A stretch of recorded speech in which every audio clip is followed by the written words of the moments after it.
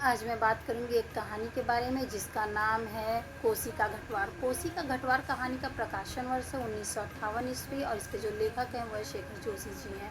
यह पूर्वदित्य शैली में लिखी गई कहानी है और यह एक आंचलिक कहानी है। पूर्वदित्य शैली से तात्पर्य यहाँ पर यह है कि हमारा जो बीता हुआ कल है उसके बारे में सोचते हुए लिखना।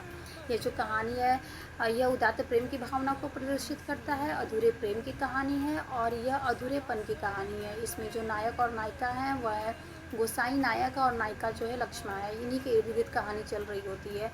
गोसाई इसमें इसमें सोचता है कि किस तरीके से उसका जो नौकरी नहीं लगा रहता है फ़ौज में, तो लोगों का व्यवहार कितना कटु था और जैसे उसकी नौकरी लगती है वह उनका व्यवहार बदल जाता है, उससे प्रेम करने लगते हैं और जैसे जब वो जा रहा होता है तो सब उससे मिलने के लिए आते हैं। यहाँ पे जो लक्ष्मण और गोसाई एक दूसरे से प्रेम कर रहे होते हैं।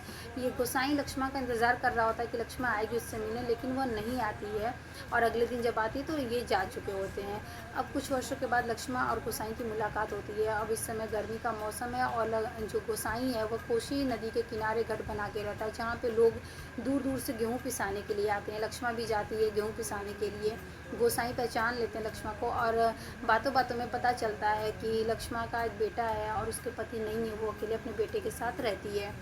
गोसाई ये सब बातें कर ही रहा होता है कि तभी उसका बेटा बोलता है कि उसको भूख लगी है। गोसाई लक्ष्मण से बोलता है कि चाय और रोटी बना दे, उसका बेटा खा लेगा।